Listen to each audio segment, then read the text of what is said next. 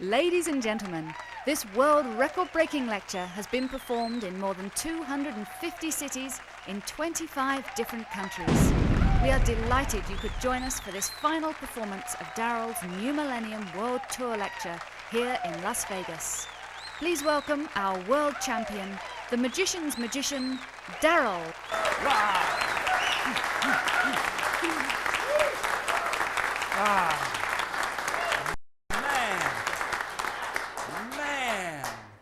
Hey, that was good. Thank you very much. Concuerdos, cuadradas, proyendo salecitas. Tonight, a brand new lecture. Brand new lecture. 4 hours of small packet card trick theory. No, actually, good news. There's only 3 card tricks in the entire lecture. Only 3, that's it. To make it even easier on you, I'll do 1 towards the beginning, I'll do 1 in the middle, and I'll save 1 for the very end. All right? That makes it as painless as possible. Now, what I'm going to do is I'll do the trick, and of course, I will explain everything in detail. And if you have any questions on anything at all, please feel free to ask, because that's why we're here.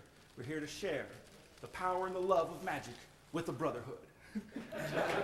That's right.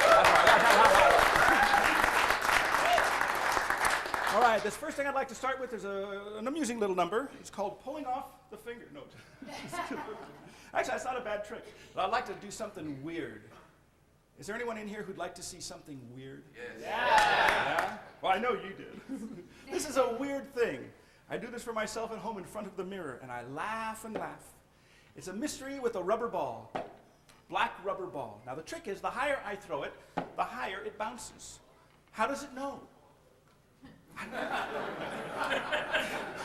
Would you please hold this rubber ball at the tips of your fingers nice and high so that everyone can see it?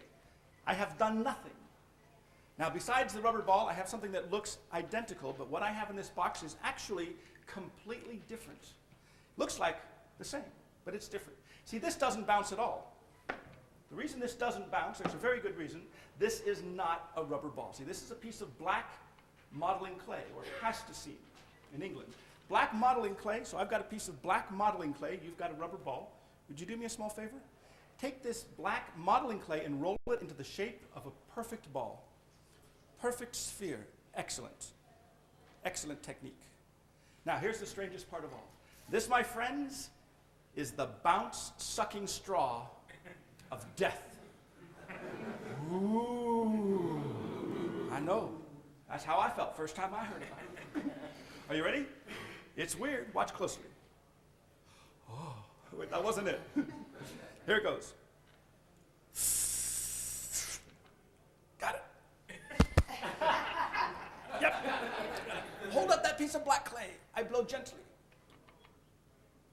The mystery is complete. Now, you've been holding that rubber ball. I've done nothing. I've touched nothing.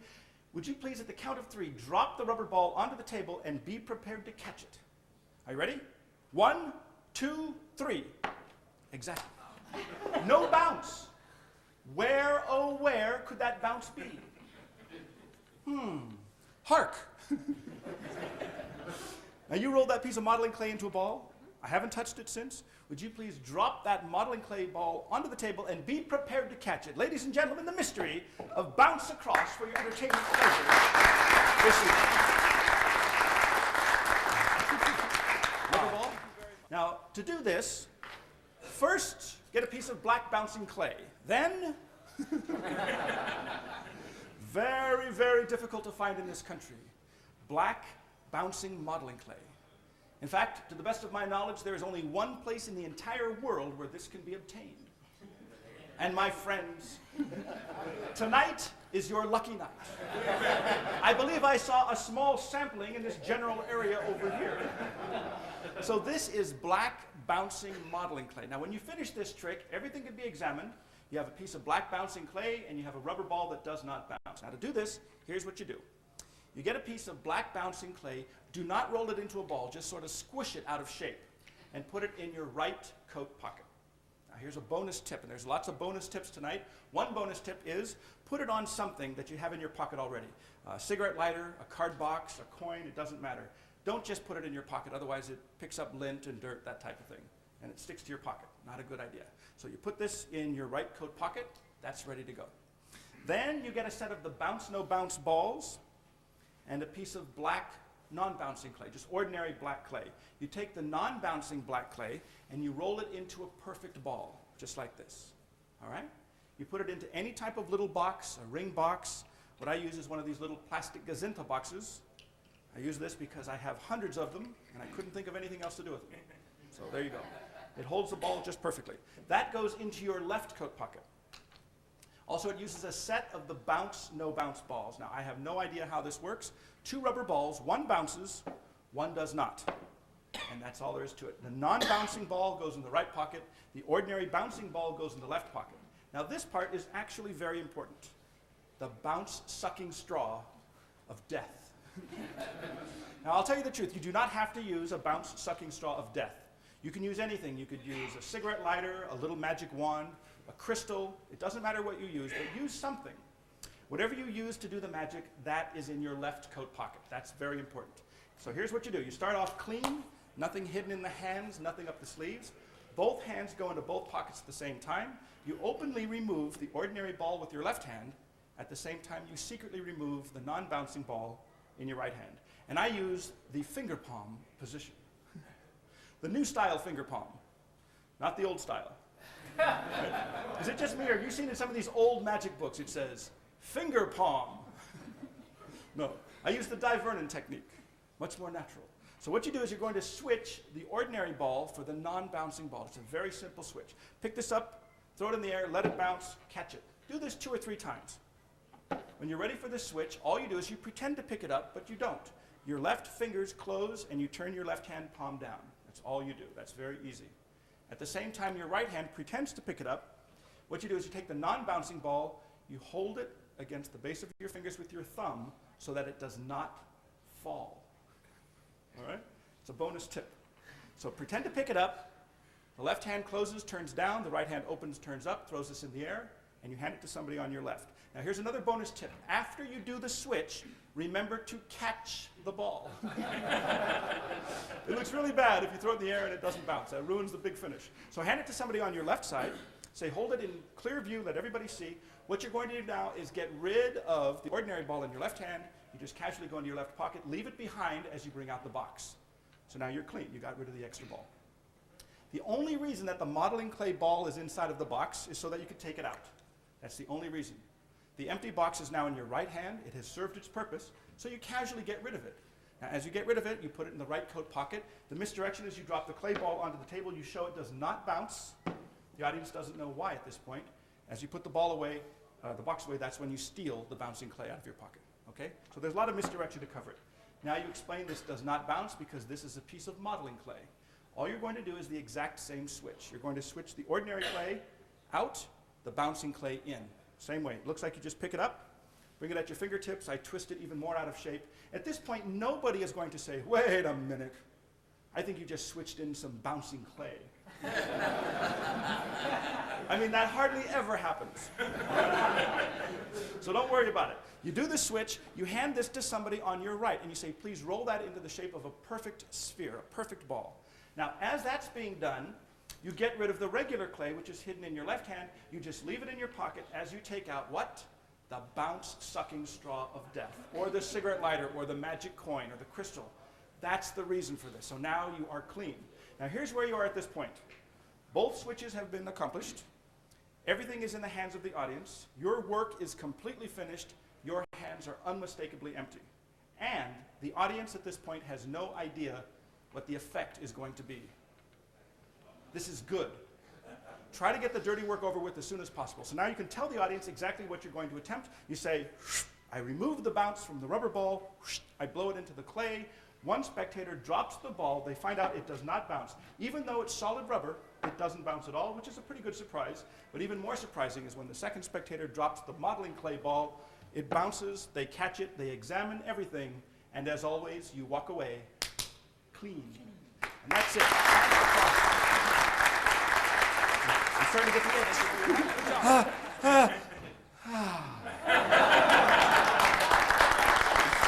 Oh, man.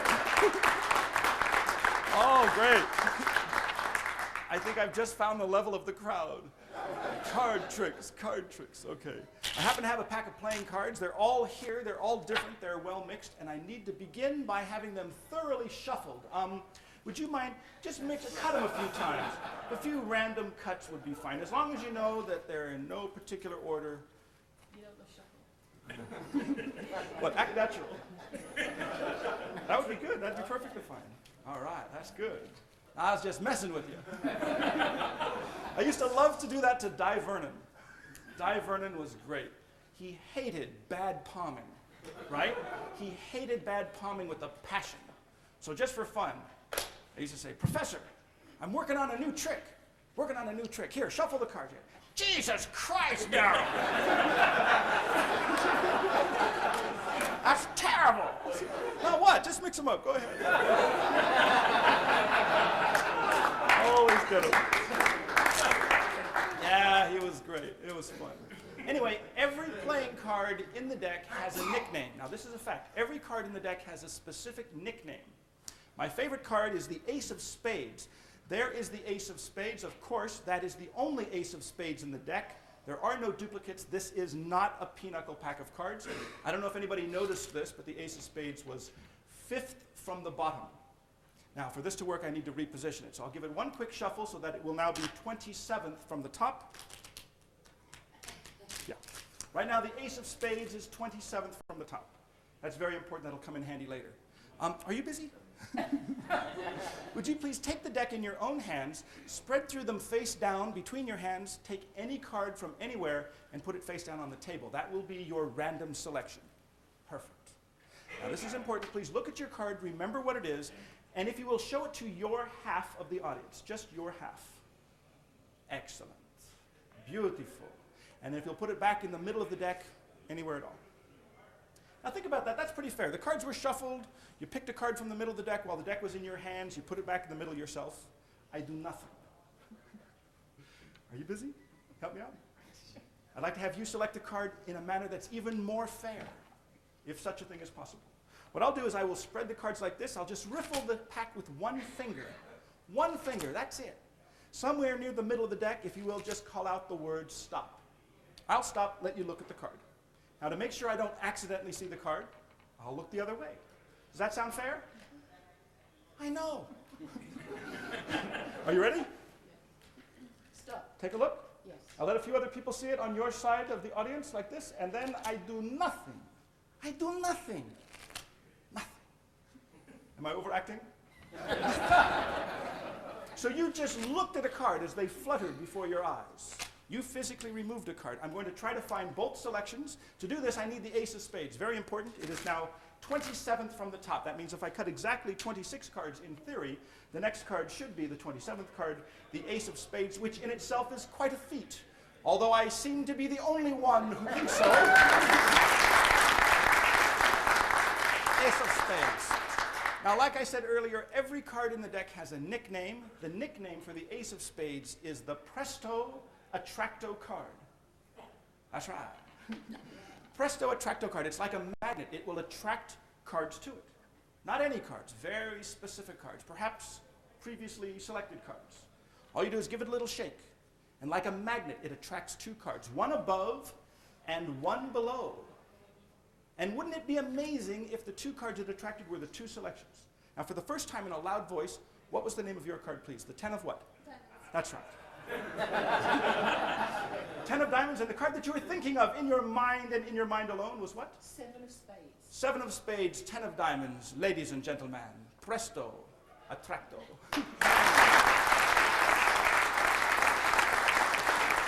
This trick, and one of the reasons is I think the handling is clean. Now, I don't know about you, but I feel very uncomfortable doing any type of trick where you say, okay, put your card back in the deck, and then you have to do stuff. You know, you have to do stuff. In theory, when this is done right, it should look like you do basically nothing. Now, it uses a new technique that I've never seen before. It is a method where you can hold the deck at the extreme tips of your fingers at the corner like this. With one finger, you riffle the other corner, and the spectator says stop. After the spectator looks at a card, you do nothing to control that selection. You do nothing to control the selection. The reason for that is you control the selection before it is selected. Save time. That's right, cut out the middleman. Increase your profit potential. So to do this, if you want to use the ace of spades as the presto attracto card, you need to get it to the top of the deck. You don't have to do that. If you don't want to use the ace of spades, you could just cut the pack at random, whatever card happens to be there. You can say, oh look, 8 of clubs, interesting coincidence, that's known as the presto attracto card. You can go on from there. If you do want to use the ace of spades, you must begin with it on the top of the pack. Usually I have the deck shuffled. After the cards are shuffled, I say every card in the deck has a nickname. My favorite card is the ace of spades. I find the ace of spades, I let everybody see it, and then I use the Hofzinser spread control to get the card to the top. Let me show you what that is. The Hofzinser spread control is this. You find the card you want, in this case the ace of spades. I'm going to try to sneak it out of the deck from the middle and put it onto the top of the pack. To make it easy to follow, I will turn it the other way. What you do is your left thumb goes on the card directly above the card you wish to control, in this case the ace of spades, and that holds it in place. Secretly underneath the spread, your right fingertips grab a hold of the ace of spades, the card that you want, and you pull it underneath the spread like this, okay? Now the reason your left thumb has to hold the card above the card you want to control, if you don't do that and you just pull the ace of spades inward, it will take the rest of the cards with it. That's no good. So you put your left thumb on the card above the card you're controlling, the fingertips pull, in this case, the ace of spades underneath, and when you square up the deck, it very efficiently ends up on the top of the pack. So that's the Hofzinser spread control. Now what you do is you tell your audience, however, that the ace of spades is 27th from the top. In other words, you lie. All right? I'm sorry, but that's the way it is. To make it easier to follow, I'm going to use a non-bordered card in the white bordered deck. The first spectator selects a card, any card at all, it makes no difference whatsoever. What you have to do is to get that first selected card about halfway down the deck and in-jogged at the inner end, maybe half an inch, quarter of an inch, something like that. Lots of ways to do that, but my favorite method is by Paul Lee Paul. You make a fan, and the good news is you do not have to learn the pressure fan. And also you do not have to learn the one-handed closure. You could use 2 hands, take all the time you want to fan them out. What's important is when you make the fan is you hold it very tightly. You squeeze the fan very tightly. Try not to let it show on your face. It tips it. The spectator puts the card into the deck. As long as you're holding it very tightly, the card will not go in all the way. It's sticking out a little bit. Now when you close the fan, you turn the fan over end for end. So what's out-jogged now becomes in-jogged. Okay? And if you very gently shake the pack, the in-jogged card is here. Okay? But of course you hide that. You don't let the audience see it. The next step is to take this in-jogged card. With your left thumb, you bevel the cards slightly so they're spread at an angle. Okay? You're going to push the in-jogged selected card into the pack at the extreme corner, and it's going to go through the deck diagonally. Okay? The right thumb tip pushes it in diagonally, and it comes out here. You see that little red area? Okay. And because the cards are spread, that's completely hidden from the front. That's the reason for beveling the cards. So now you're holding the deck at the tips of the fingers. It looks extremely fair, but the first selected card is now side-jogged. Now, what this does is this acts as an impromptu short card. And if you've ever worked with short cards, you know you can do this 100 times and you'll never miss. You can feel it every single time. You don't even have to look. Turn your head, you say, just call out stop somewhere near the middle. So you do cue them to say stop near the middle. They look at the card, you let everybody see, and then you do nothing. Okay? So the second card is the card directly above the first card, which is side-jogged. Now what you need to do is to turn the deck over end for end, and then face down like the page of a book. What that does is it puts the side-jogged card here at the inner right-hand corner by your little finger. What to do? Hey, here's an idea. Hold down with your little fingertip on that side-jogged card. You now have a finger break between the 2 selections. And all this time, the ace of spades is still on the top of the pack. So what you're going to do now is say, I need to cut to the ace of spades, which I believe is 27 from the top. You lie, it's on the top. You just cut at your break. You pivot all the cards above your break around your right middle finger, and then you do this, which means nothing, but it looks good. Then you turn the top card of the lower half face up. So it looks like you cut to the ace of spades. Now, when you put the 2 halves together, this half goes underneath, automatically that sandwiches in the face-up ace of spades between the 2 selections. You say it's like a magnet, you shake the deck, apparently it attracts 2 cards, one above, one below. Ask for the names of the selections at this point, and all you have to do now is say, voila, and that's it. Presto attracto.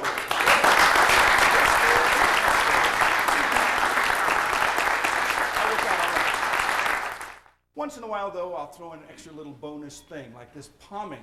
This is a magician's only kind of gag. I would never do this for a regular audience. Because I don't know about you, but I don't think it's a good idea to go in front of a regular audience and expose the bottom palm. But for magicians, it's kind of fun. It's like the vanish of a palmed card. All this is, it's a method of replacing a palmed card back onto the deck. Many magicians know how to palm cards. And you say, well, once you have the card in your palm, how do you get it back to the top? It's not a good technique. So here, I came up with this idea.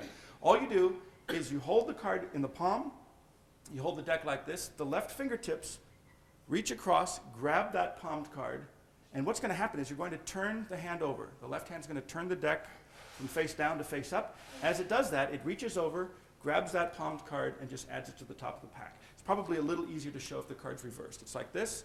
You do this, you grab it, turn the hand over, and hand this to somebody on your left. So if you do this pretty quickly, you can see the card go into the palm, you hand it to somebody over there, keep this hand in this phony position, and then you get apparently the vanish of a palmed card. Okay, so that's just a little extra bonus for the magical fraternity. All right.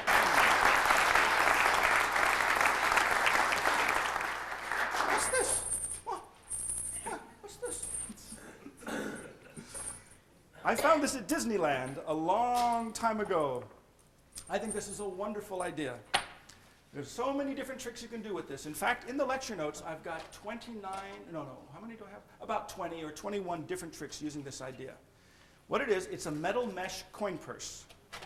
That's all it is. I found this at Disneyland about 20 years ago. And like most magicians, I said, oh, I'll probably do something magic with that. So I bought it. Have you ever done this? You buy something, you think you're going to do magic with it, you put it in your garage, you never look at it again? Yeah. Okay, I just want to make sure I wasn't the only one. And then I learned the Juan Tamarez, crossing the gaze switch. And I thought, oh, this is a natural. Because the misdirection for the crossing the gaze switch is you're looking for something. You know, you're looking for something in your pocket. And I thought, okay, well, here's a good idea. Maybe I could be looking for this coin purse. So here's the idea. This is just one example of the type of tricks you can do with this. You have this in your pocket. You say, here's ordinary links of chain. Would you examine those for me? And would you examine this very, very special magic paper? Ooh, magic paper. Yeah, I found it in the men's room.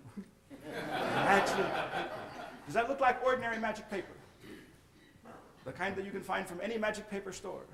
That's good. Solid magic paper, and is that a solid link of chain? No, they're three separate things. Is this one solid?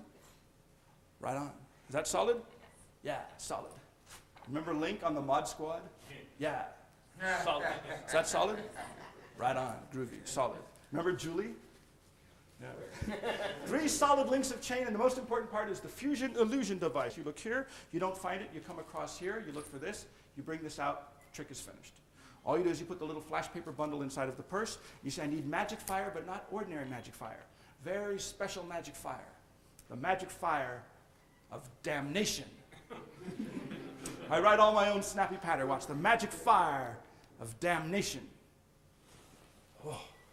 What that does is that fuse welds those links of chain together, and it creates for your entertainment gratification, my friends, a mystical and magical penetration extraordinaire. And you walk away. It's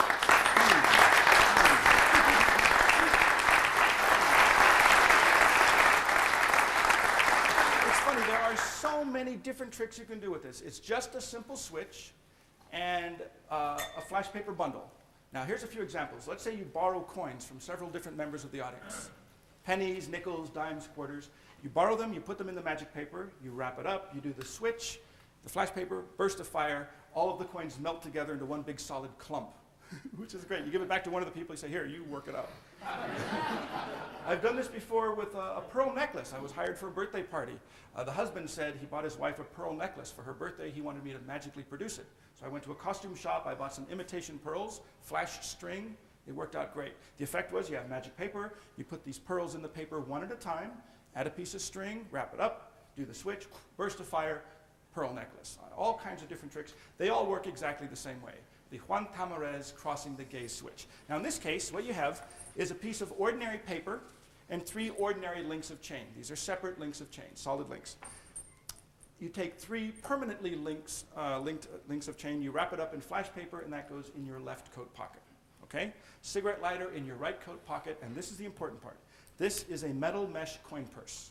It's a souvenir item. I found the first one at Disneyland about 20 years ago. This one says Las Vegas. That's what it is. Metal mesh coin purse. That goes in the right pocket. Now here's the whole move. There's only 3 steps to the Juan Camarez crossing the gaze switch. Remember, the misdirection is you're looking for something. You don't remember exactly where you put it. You think it's in your left pocket, so you reach into your left pocket. You don't find it. It's actually in your right pocket. So you look there. Step 2 is you cross your gaze from your left pocket to your right pocket. As you do that, your right thumb goes on top of this bundle. You turn your hand over. It does not fall. Some of you might want to refer to your earlier notes. So it doesn't fall. So you look here, you do this, you go here. The 2 hands come together. The 2 bundles touch. That's step 2. Step 3 is apparently you see what you're looking for. You cross your gaze again. You look to your left. As you do that, your right hand gets rid of this. It just goes in the pocket, leaves it behind, brings out the coin purse. Now, I'll be honest with you. When I first learned this from the Juan Camarez book, The 5 Points in Magic, I made too big of a thing out of it. I said, oh, I understand misdirection. Step 1. Step 2. Step 3. And I felt like one of those hieroglyphics. You don't have to make a big thing out of it. If you just remember the subtext is, I'm looking for this purse, I think it's here, oh, here it is. You're done. As soon as the trick is done, you put the flash paper bundle inside, you light it up, you finish clean. By the way, I think that's very important, to finish clean. That actually should be in the name of the lecture. I feel very uncomfortable doing any type of trick. Any trick. At the end of the trick, you've got stuff hidden in your hand, right? You say, thank you, and good night. Thank you very much, good night. Drive home safely. And it's your first trick. Thank you, good night. Open the door. Now, it also feels good to hand out things for examination. Now, I'm not trying to imply that every trick you do, you should hand everything out for examination. That gets pretty boring pretty fast, but it's nice to know that you can, because sometimes people want to grab at your stuff. It's nice to know that they can. Are there any questions on the Juan Camarez crossing the gaze switch? Any questions on the hand-to-hand transfer sequence with the finger spread convincer? Any questions on the Marlowe multiple muck, which of course is loosely based on Kenny Krenzel's quadruple cop concept and the vintage Vernon variation of the baffle cam scam by Sam Sazzelfrank? Any questions?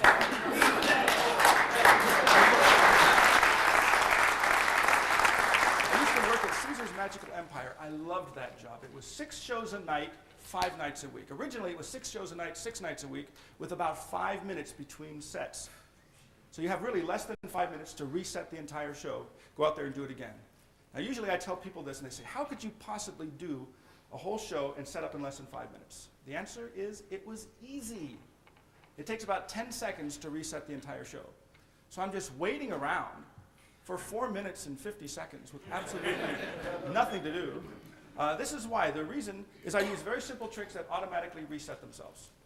If you're working strolling magic, if you're working a hospitality suite, if you're in a restaurant, it's much better, I think, to have material that resets automatically. It looks very bad for the hostess to be paying you by the hour to perform, and you do 1 3-minute set, and then you're off in the corner. 8 kings threaten to save, 95 ladies for 1 signature. It just doesn't look right. So try to do material that resets itself. Here's an example. It's a very simple trick, and I like to do this 3rd trick into a set. 3rd trick. I tell the audience, it's okay with me if you know exactly how all of these things are done. It really is. It's perfectly okay with me if you know how they're all done. In fact, right now, I will tell you how all magic works. I will explain the secret to all magic with 1 word, and that 1 word is misdirection. That's it, misdirection. Misdirection is simple. If I can direct your attention towards something, I can automatically misdirect it away from something else. That's how magic works. It's that simple. Misdirection has been used by magicians for thousands of years. More recently, misdirection has been used by advertisers and politicians, but magicians were first. And here's a demonstration of misdirection. It's a very simple trick. It uses a red pocket knife. Trick is this, red pocket knife, all I have to do is push it through my fist, absolutely nothing happens. That's because I have not yet used misdirection. Here's the misdirection. I do this, it looks like it changes to yellow. But it's just misdirection, that's all it is. I'll do it again, look, misdirection, it changes back to red. Now, I'll be honest with you, the misdirection is not when I reach over there. That's too obvious. The misdirection is much more subtle. It's when I'm showing you the knife, everybody looks there. Nobody looks at my other hand. While everybody's looking at the knife, my other hand casually goes into my pocket. Yeah, and I take out the other knife. but nobody notices. I keep it hidden. Then all you have to do is secretly switch the knives. Now that part takes practice. Now I'll do that again. There's the yellow knife. All you have to do is secretly switch them, and with practice, it looks like magic. Of course, never let the audience see both knives. That ruins the trick. Here's a better way to do the switch. The hands never come close together, this far apart. Red knife down there, yellow knife up here. All you do is shake, and they change places. That's a much better technique. I think you'll agree. But my favorite method has nothing to do with sleight of hand. All you do is you just rub one side like this, give it a little tap, and that makes only one side change color. The other side stays the way it was. So what's the dang doggone deal on that? You might want to check that puppy out for examination. That's right, hand it out for examination. Now this one, you don't even have to make the entire surface change. What you could do is just push it through halfway. Snap your fingers, that stops the color changing process right in the middle, and you end up with a little something like this. Now, if you do this at home, and I highly recommend that you do, don't rub it sideways. Big mistake. What that does is that smudges the ink right where the colors join, and you'll end up with a smudged orange thumbprint right in the middle. But once you do, it's dried for life, hand everything out for examination, and as always, you walk away clean. All right?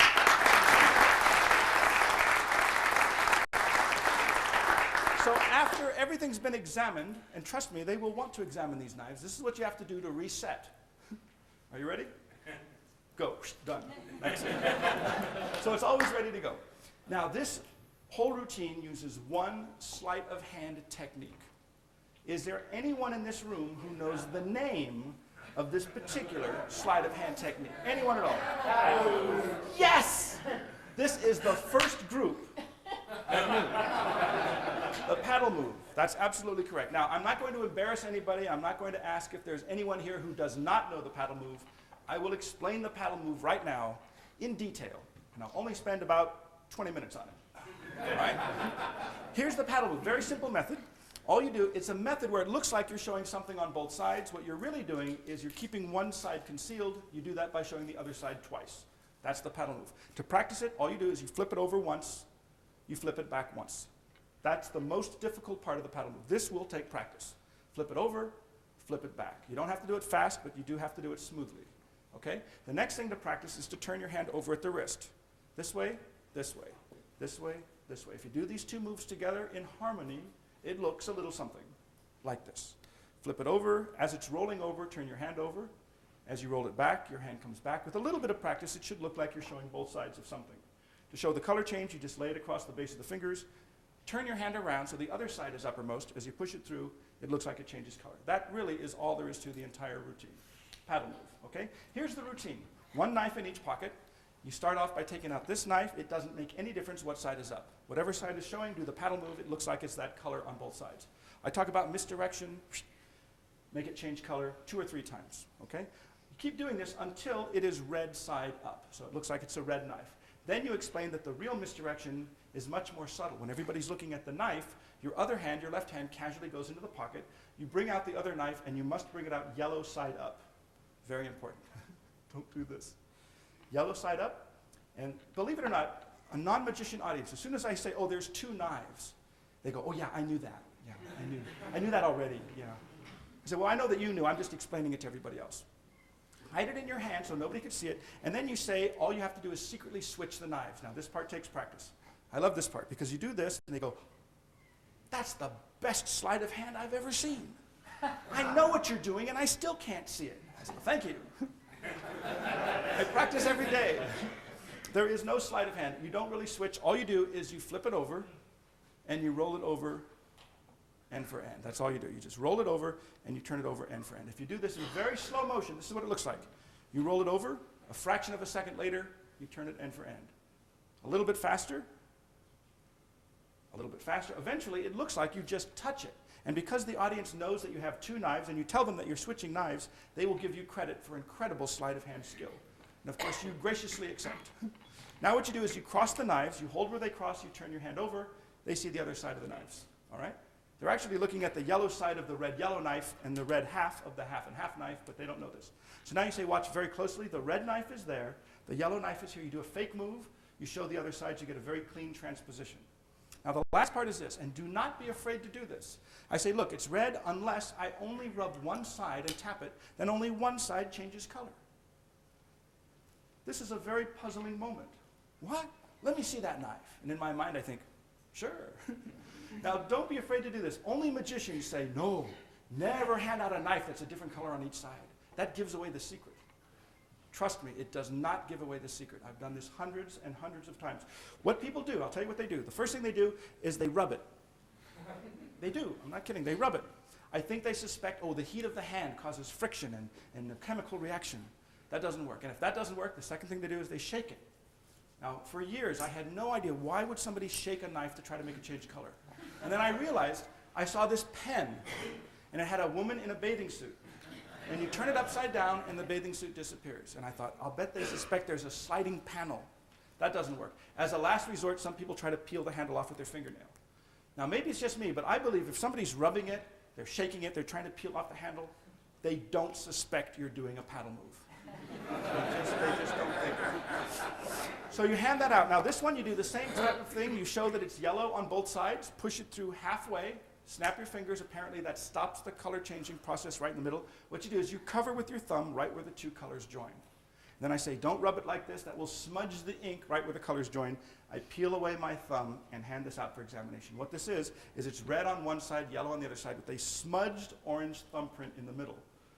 I love this because I never say anything. I just hand it out. I let the audience tell me. They say, oh, look, I can see your thumbprint. Really? One more thing I should mention about these knives. If you've ever done the color-changing knife trick before, you probably know this one problem. If you have somebody below or at eye level to the knives, very often they could see the underside of the knife. I was doing this with the standard set, and somebody said, oh, look, it's white on the bottom, black on the top. And of course, they were right. These knives are different.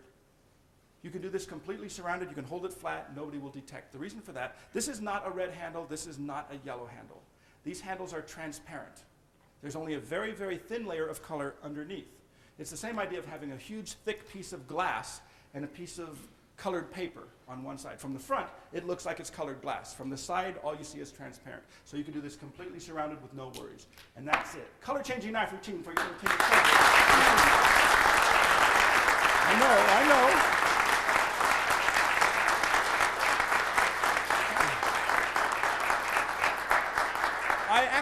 I actually enjoy and I encourage questions, so I specifically left out one very important piece of information from that particular explanation just to see if I could generate the question.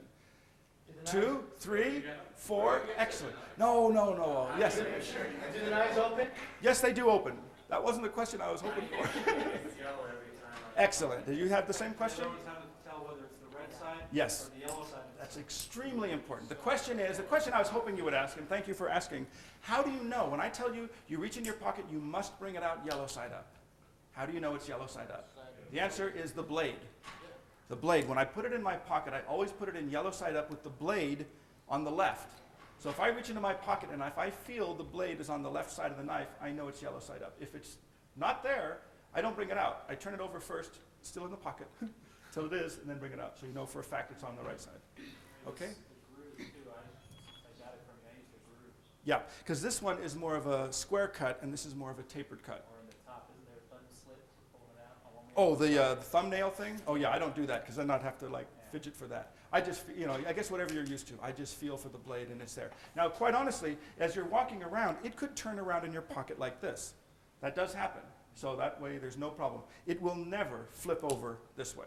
So don't worry. I tried to do it once. I tried to bang it and flip it over in my pocket. It just doesn't happen, so don't worry about that. So that's how you know. You feel the blade. Well, how time flies when we're having a blast. It's hard to believe that an hour and 45 minutes has just zipped by.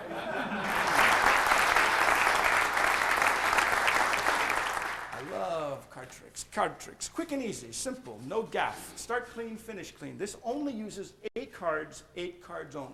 If you count them fair, you'll find them all there because no one knows where the hobo goes when it snows. No extra charge for the snappy pattern. Are you writing this stuff down? I know, that's good, I'll tell you. Amarillo Slim, world poker champion. Would you help Mr. Magic for just a moment? I'm going to mix these up so that even I don't know the order. Is anyone buying any of this? What? All right. In your mind, please think of any one of the 8 cards, and I won't even look at your eyes. Have you got one in your mind? Yes. Excellent. Now, I know the card you have in your mind because I psychologically influenced you to pick my favorite card. So I know what it is, you know what it is, but I want everyone else to know as well. So when your card appears on the top, like the King of Hearts is right now, just call out stop, okay? I'll take them from the top to the bottom one at a time. Stop. Yes, I know, but I wanted everyone else to see. Three of Hearts, your card. I knew this because I psychologically influenced you to pick my favorite card. Three of Hearts. Now, you could have picked one of these two cards, or you could have picked one of these two cards. You could have chosen one of these two as well, or you could have chosen this card here, but you did not. You decided not to pick any of these 7 cards here. You decided to pick that one there. The interesting thing is, out of all of these cards you could have selected, the one card that you did select, the card that I influenced you to pick, was my favorite card, and I know this because I took it from a completely different colored back of cards, and personally, I think you deserve a warm round of applause for a job well done.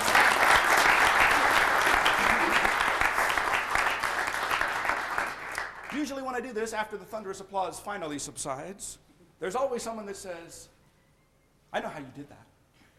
You just got lucky. Sure. I mean, what are the odds? 1 out of 8? No.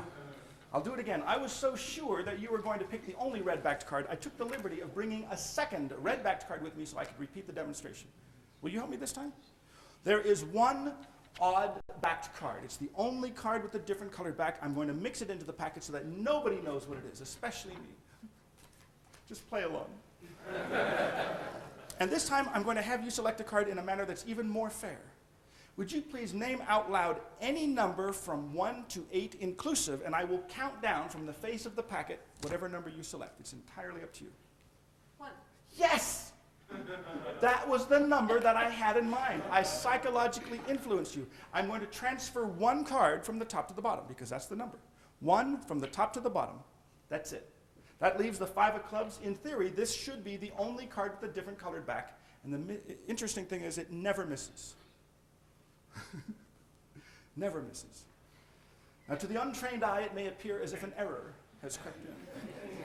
Actually, that's not the case. I never said you would get the red-backed card. I said you would get the only card with a different colored back, and there it is. Now, what I mean by that is if I give these little squeeze and snap my fingers, what happens is these 2 cards change into red. The next 2 cards, they change into red. The next 2 cards become red as well. In fact, the last card becomes red. So actually, you did get the only card with a different colored back, and now I think you deserve the warm round of applause for a job well done. Good job.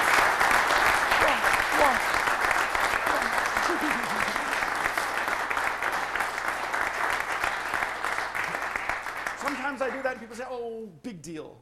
You just got lucky twice. No. I was so sure that you were going to get the only blue card, I took the liberty of bringing with me 1 last card. So I could do it 1 last time. Now, to make it even more difficult on myself, I'm going to try this twice. I'm going to close my eyes. I turn my head. I mix the cards. I have no idea. Completely mixed. A little more snow in here, we could ski. What? No, what? Nothing. Dick Van Dyke, 1962. This time we'll try with 2 cards selected simultaneously and at the same time. Are you ready? Would you take these cards face up and put them face up behind your back? Face up behind your back, and with the other hand, mix them up as much as you'd like. But I won't look. Would you do the same? Face up behind your back and mix them thoroughly. Just cut them, shuffle them up, but keep them face up behind your back so I see nothing. And when you're all finished mixing the cards, would you put them, I'll try this with you first. When you're finished mixing them, put them face up in my hand, but I'll turn away. Whatever card happens to be face up on the top of the packet is your random selection. Can you see that? Now, I have my eyes closed, my head is turned, I shuffle. I see nothing. I do nothing. Nothing. May I have the next group? All of them face up in my hand, please? Do you see the card on the face of the packet? Yes. That's your random selection. I look at nothing, I shuffle, I see nothing. Nothing. Nothing. Is that pretty fair? Look, I close my eyes, I cut, I shuffle. I hope this works. That's pretty fair. If it were any more fair, you'd be cheating me. That's right. Concentrate on your card. I'm going to read your mind. I'm going to pick up psychic vibrations. Yes, yes, no, yeah, oh, yeah. Your card, I feel, is one of these 4 cards. Is that true? One of these 4? I feel it. It's one of these 2 or one of these 2, but it's one of these 4. It's not one of these 2. It must be. It is one of these 2 cards. Concentrate. It's either this one or this one. I feel it. Right here. Your card, 100% guaranteed satisfaction. That's right. Now I'm going to try this with your card. My eyes are closed. I see nothing. I shuffle. I see nothing. Concentrate. I feel psychic vibrations. It's one of these. It's not one of those two. It is one of these two. One of these two here, I feel it. This card right here, I know for a fact 100% this is not it. Therefore, it must be this one. Is that correct? Another satisfied customer, ladies and gentlemen. Now, even though you took the cards, you shuffled them up behind your back, you randomly selected these two cards, believe it or not, I knew in advance that these were going to be your selections. I knew this. I knew it yesterday. I knew you were going to pick the 5 of spades because it has a red colored back. You like red backed cards. I knew that you were going to pick the 2 of diamonds because this has a blue back. You like the blue cards. But see, it was the only blue backed card in your packet which is entirely red, and you happen to have picked the only red-backed card in your packet, which is entirely blue. As you can see, anybody could have found them. It works all by itself, and you walk away clean. No doubt. That's what I like, the idea of finishing clean. This is the old 8-card brainwave trick by Nick Trost. I learned this in the Frank Garcia book, $1 Million Card Secrets. The difference is now you finish clean. Everything could be examined. And it's reset. You reset it right in front of the audience. You put these cards away. You're ready to go again. The secret is you need 10 cards, and you set them up so that the red and the blue-backed cards are alternating like this. Red, blue, red, blue, red, blue. Okay? Now, to make it very easy, here's what I do. I take 2 decks of cards. By the way, is there anybody here who has at home any old or incomplete packs of cards? Anyone? Okay, perhaps you could share with the rest of us. This is a good way to use up some of your old incomplete decks. From a red-backed pack, I take out 4 cards, or actually 5 cards. You need to get 5 of each. 5 cards from a red-backed deck, and these 5 cards are all hearts and spades. Now, hearts and spades are the major suits, okay? From a blue-backed deck, take out 5 cards that are diamonds and clubs. So the major suits are red-backed, the minor suits, diamonds and clubs, are blue-backed. That's it. So when you alternate the cards, red, blue, like this, you know whether the selected card has a red back or a blue back, depending on whether it's a major suit or a minor suit. That's the setup. All 10 cards go face down in the envelope. Now, the first thing you need to do is when you reach into the envelope, you secretly leave 2 cards inside. Lots of ways to do that. You could just reach in and take out 2 secretly inside the envelope, leave them behind. If you want to be clever, you could do this. You can bend 2 cards on the bottom of the packet one way, bend the other 8 cards the other way, so you have this. 8 cards and 2 cards. Now when you put them in the envelope, all you have to do is squeeze the envelope, reach inside, take all the cards above the crimp, and that will be 8 cards, 2 are left behind. Now when you take them out with the faces towards the audience, fan them out. The audience does not know the colors of the backs. First thing you do is you mix the cards. Now you can give them as many straight, complete cuts as you want.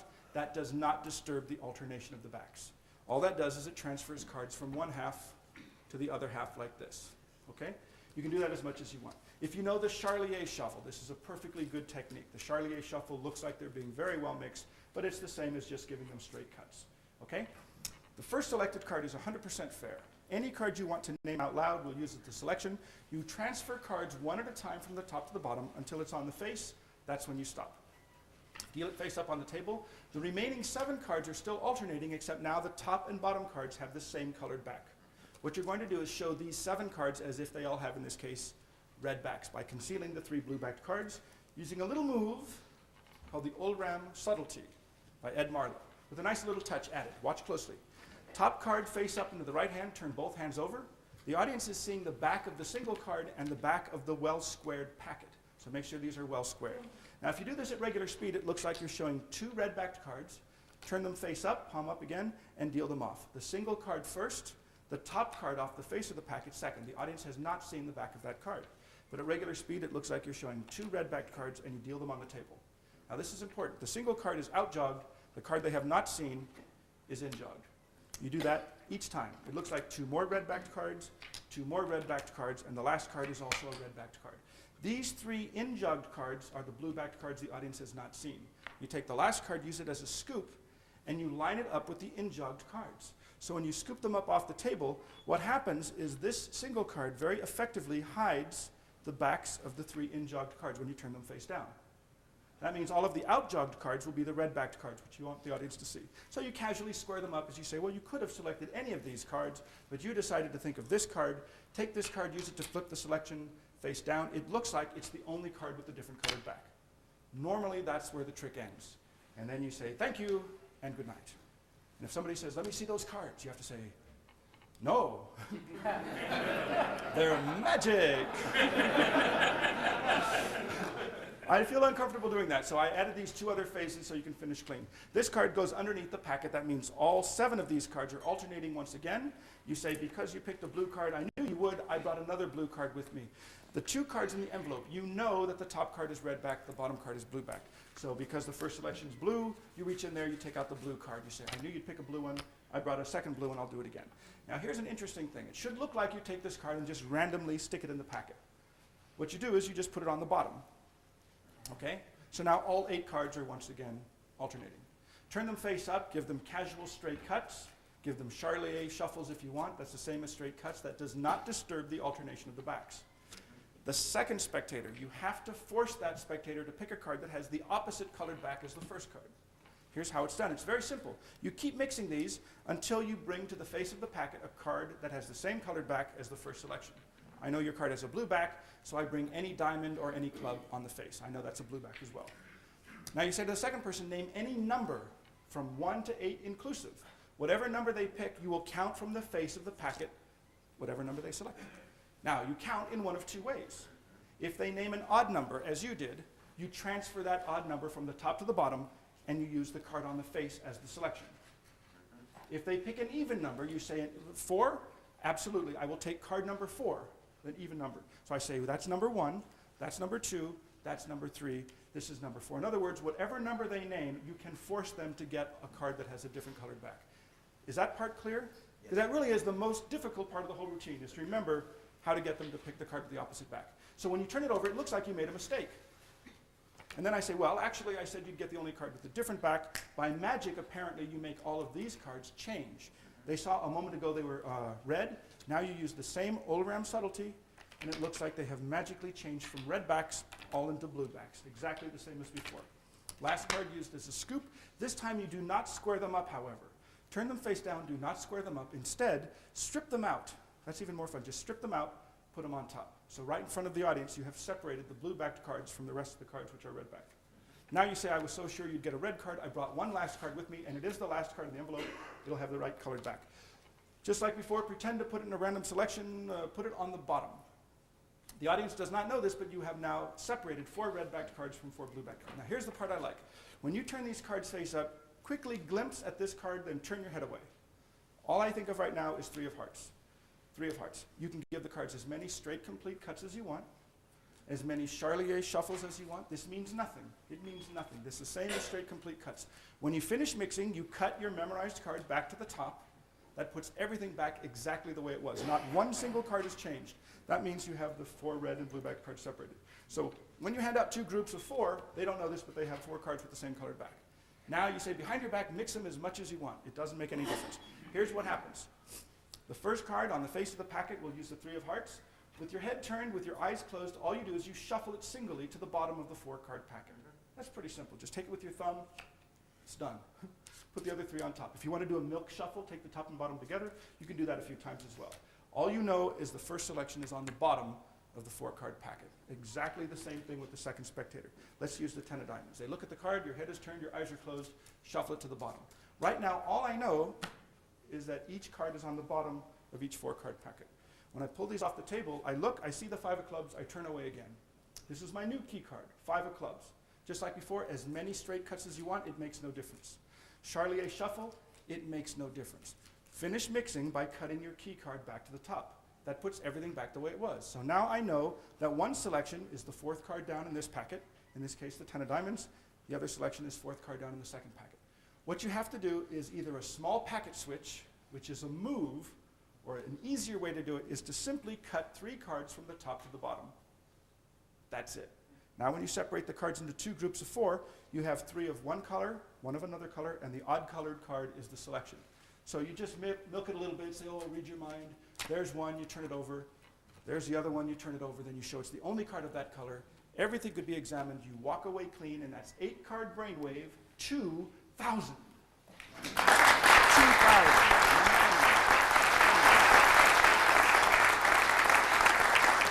Looky, looky, friends, we've got it here. We're going to show it to you now. It's amazing, it's amusing, it's educational, it's confusing. It's a bit of Hindu scaphopathemy. Her name was Spy Dora. She was the eight-legged wonder of the universe. She walks, she talks, she crawls on her belly like a reptile, and she plays the piano. Besides that, it makes an excellent dye for black or tan shoes, and when mixed with lemon lime soda or a ginger ale, it makes a refreshing summer drink. That's right. Why do I say this? I'll tell you why I say this. Oh yeah, looky. No. I say this because when I perform, I talk fast and I talk a lot. But what I say is not important. The reason I tell you this, if you don't understand every word I say, I don't want you to feel that you're missing anything. Very often I say things that make absolutely no sense at all. I say, cuatro dos cuadradas por no se necesita inmigración, and it means nothing. I hope. Someday I'll be in Spain and I'll say this, and hey, how dare you insult my grandmother? I didn't know. I'm sorry. Sometimes you don't need to say anything. I think this is a good example. As soon as I bring this out, people all over the world, they know exactly what it is. For those of you who don't, what this is, it's an old cube puzzle. Now, I don't know if you've ever seen these before, but you could twist and turn these things for hours and hours and never solve the puzzle unless you know the secret. The secret is think solved.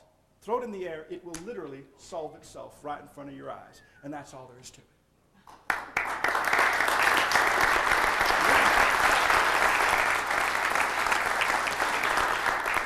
You can actually hand this out for examination. Now, I don't, but you could. You could. The only problem is if somebody examines this, they're going to probably want to twist it and turn it, and then you have to take it in a very private, special place to reset it. What I do is I reset it right in front of the audience. In fact, right now it has been reset, ready to go again. Now, this is not an ordinary cube puzzle. No, I'm sorry. It's what we call special. It's made so that if you give it 5 turns, that's 1, 2, 3, 4, 5 turns. Right now it's ready to go. You just throw it in the air. It looks like it solves itself in midair. Now, what makes this special is it's really only solved on 5 sides, the 5 sides that I'm showing you right now. The side that I'm not showing you is still mixed, and that's what makes it special. When you throw it in the air, this is important. You hold it so the mixed side is facing the audience. When you throw it, you just turn it like this. It's like the turning of a wheel. You just revolve it like this. The mixed side stays facing the audience. When you catch it, all you have to do is catch it by covering the mixed side with one hand, the opposite side with your other hand, turn it so the mixed side points downwards, and then casually show the other 5 sides. I just put my thumb on the bottom, and with the fingers, just kind of walk it around like this.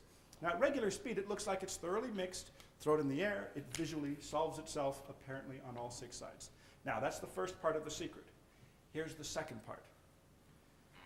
If you have, say, for example, one side that's solved, like the yellow side, if I give it 1 turn, obviously the yellow side is no longer solved. But as long as I remember that turn, I could do the same turn backwards, and that puts it back the way it was. Pretty simple? That's the idea, except you make 5 turns. It is very important that you remember these 5 turns. Now, to make it easy, in the lecture notes, each turn has a separate illustration. Okay? Here's the idea. The middle section of the mixed side, the very middle square, has a mark. You can't see it, but I can see it. It's just a little mark on one side. That mark is very important. That is your key. That determines the orientation of the cube, even when it's mixed. You can sort of keep track by looking at the key. So here's what you do. I have the key pointing this way. I give it 1 turn, 2 turns. This is turn number 3. This is turn number 4. And the middle section is turn number 5. Now, it's very difficult to just turn the middle section 1 turn. So what you really do is you turn the middle and intersections together 1 turn, then the intersection only 1 turn back. It's the same idea. So right now, it looks like it's randomly mixed. Nobody's going to notice anything. It looks like it's a totally randomly mixed cube. All I do is I find the key, the blue spot on this cube, and it's pointing to the left. I do the exact same 5 moves that I did to set it up, but I do them in the reverse order in the opposite direction. Now, I can't even do it slowly. I have to do it while I'm talking. I never look at my hands. I just know as long as the key's pointing that way, I say the same thing every time I do it. You could twist and turn this for hours and hours and never solve the puzzle. As soon as I say that, I know it's completely unscrambled, except for the side facing the audience. The other 5 sides are solved. Then you say, all I have to do is throw it in the air, think solved, it solves itself, and that's all there is to it. Now, while the audience is responding to the fact that it solved itself in midair, I make sure the key is pointing upwards. I do the exact same 5 moves again. 1, 2, 3, 4, 5. I've reset it right in front of the audience. Now you have nothing to hide, and you walk away how? Clean. And that's it. The Enchanted Cube by Craig Nichols.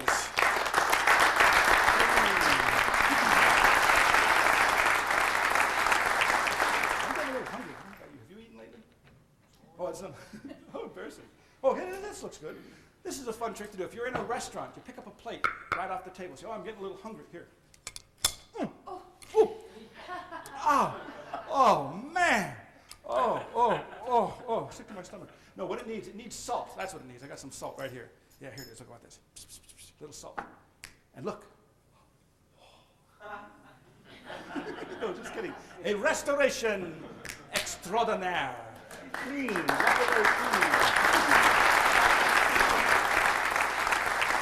I found this from an old book, very old book. It didn't go into any details at all. It just had a drawing. There was just a picture, and it had a little black thing and a plate and a black background. And I thought, well, that's a good idea. That is a good idea, but that's not enough. I don't know about you, but I don't think you can come to a show and say, just a second. Look, everyone, a plate from which a bite has been taken. Thank you. You've got to get into it. You've got to get out of it. You've got to start clean, finish clean. I thought it would be a good idea if the audience can hear the piece. You know, they hear the bite as you take the piece. I thought it'd be a good idea to actually show the piece as well. It would be a nice idea to finish clean at the end. And then I remembered the old gag. There's this old gag where you clip a coin between your fingers, like a quarter or a $50. You pick up a glass, like a glass of water or a glass of beer, and you pretend to take a drink, and you snap, oh, like you broke your tooth. Remember that? Yeah. Well, trust me, there's this old gag where you clip a coin, you pretend to take a drink, and you snap it like you broke your tooth. I thought, well, that's a good idea. Why not get a piece of a plate? Now, the first time I made this, I got a hacksaw. I bought a special blade that's used for cutting ceramic tile. I took one of our plates. We used to have a lovely set for 8. Now we have a lovely set for 7.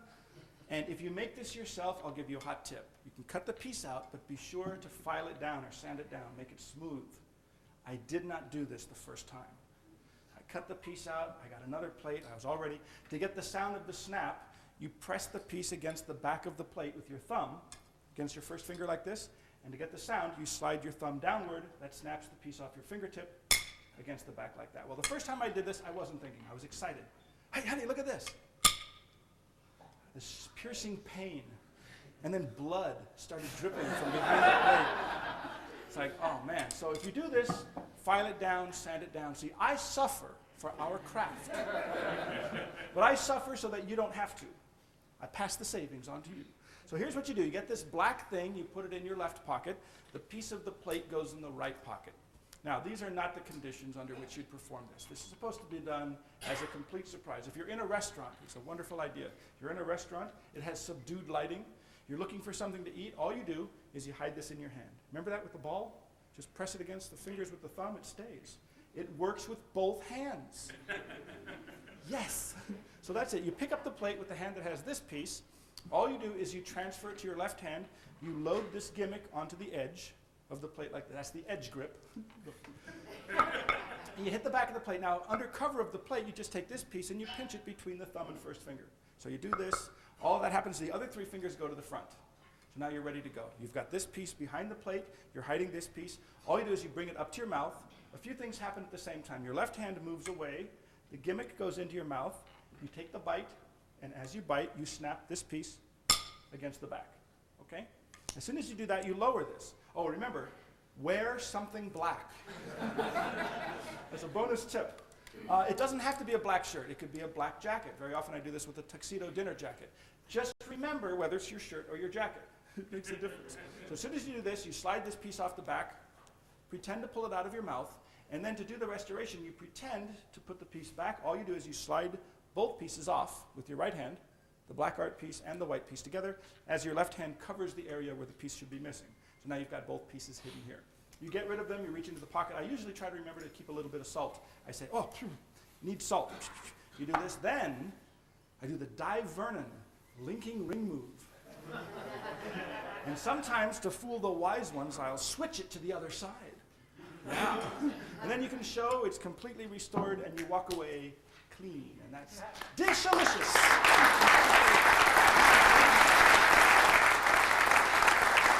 So, you know what? I'm going to show you something that is a little bonus trick.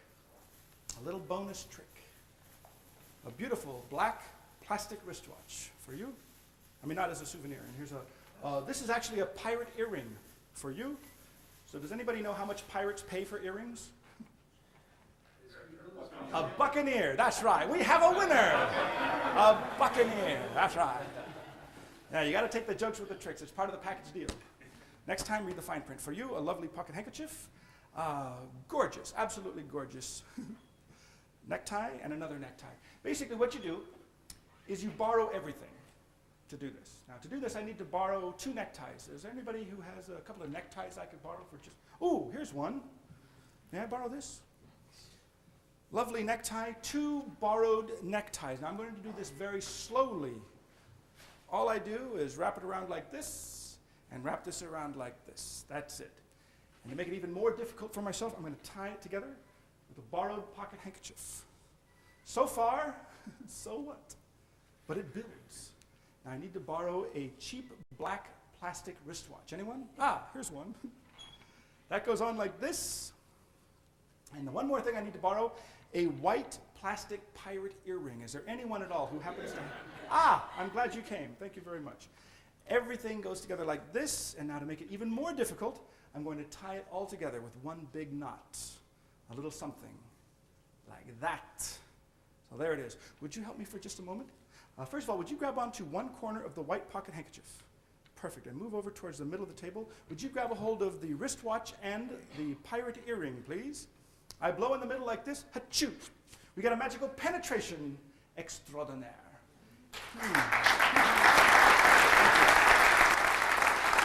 Now, there's a reason why I like to include this little trick in the lecture. If you ever find yourself in a situation where you have nothing, you have absolutely nothing with you, you have no coins, you have no cards, you have no hollow thumb, you have nothing, and somebody says, oh, I understand you're a magician. Would you mind doing a little something for these 500 people? What do? You could do this, because actually you can borrow everything. Now, this is, of course, based on the old grandmother's necklace principle. Now, the way the grandmother's necklace principle is you have 2 pieces of rope. You secretly prepare by tying the middles together with some easy-to-break thread. The ropes have got to be the same length, the same color, identical in every way. If that's the case, and you tie the middles together, you can then secretly fold the ropes in half, and if you do that, because the middles are held together with the easy-to-break thread, you cover the middle with your hand. It looks like you still have 2 pieces of rope side by side. You put the handkerchief around the thread, you put on bracelets, finger rings, whatever you want, you pull, that breaks the thread, and you get the penetration. Well, I thought, instead of preparing the ropes with this thread, why not do the same trick with borrowed neckties and use the Edwin Tabor 4th dimension silk's knot?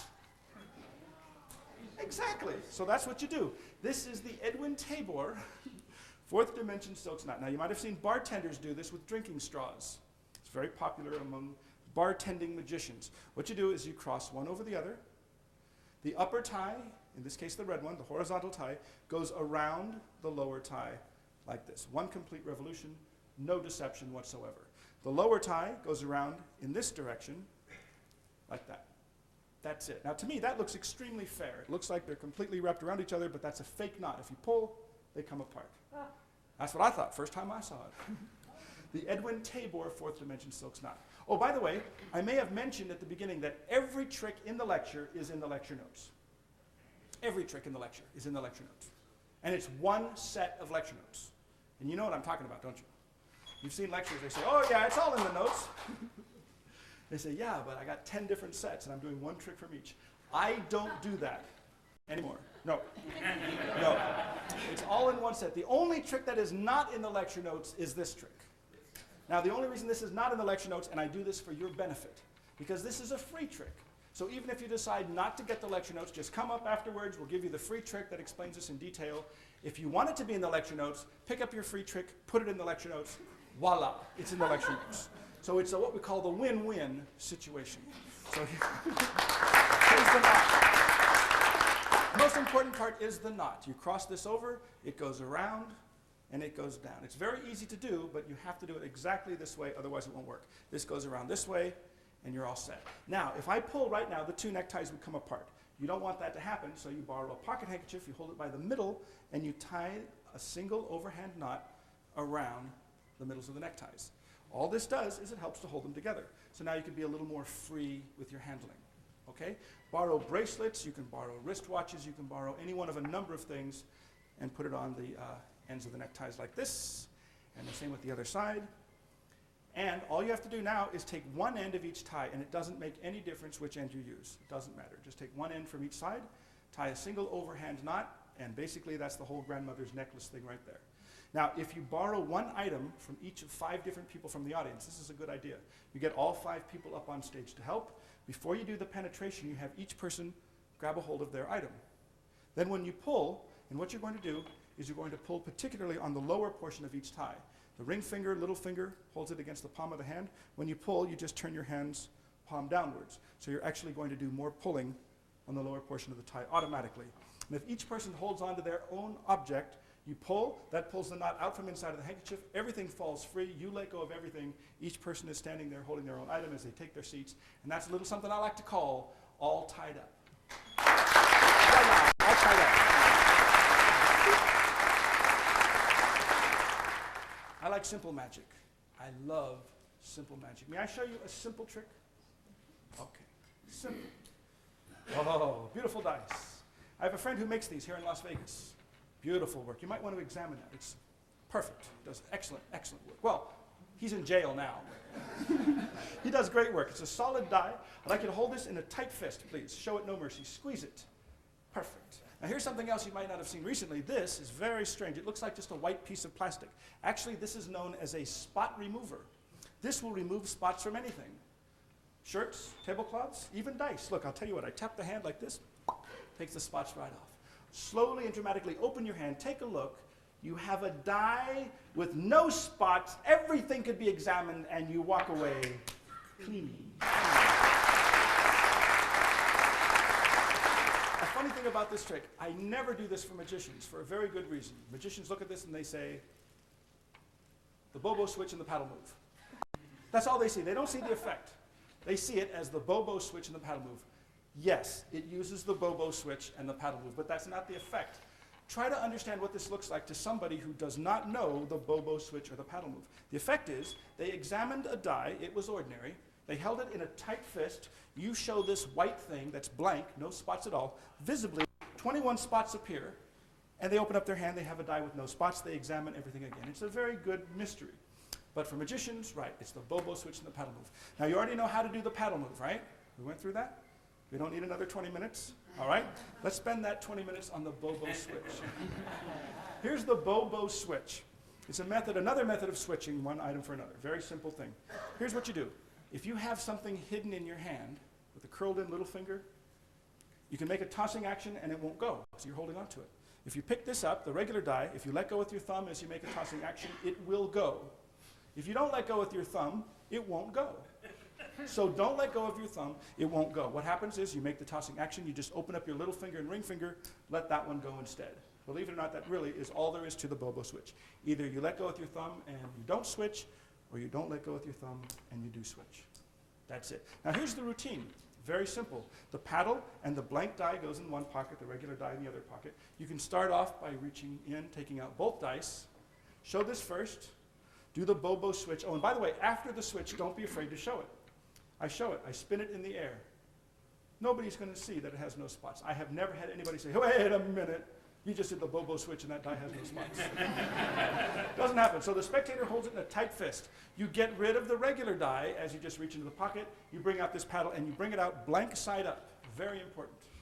Do the paddle move. Remember that? It looks like it's blank on both sides. Just like the color changing knife trick, you produce the spots. All you do is you roll it over as you turn it end for end. And to the audience, it looks like it's blank, and visibly 21 spots appear. They open up their hand, and you walk away, and that's all there is to it. Pretty simple? That's it.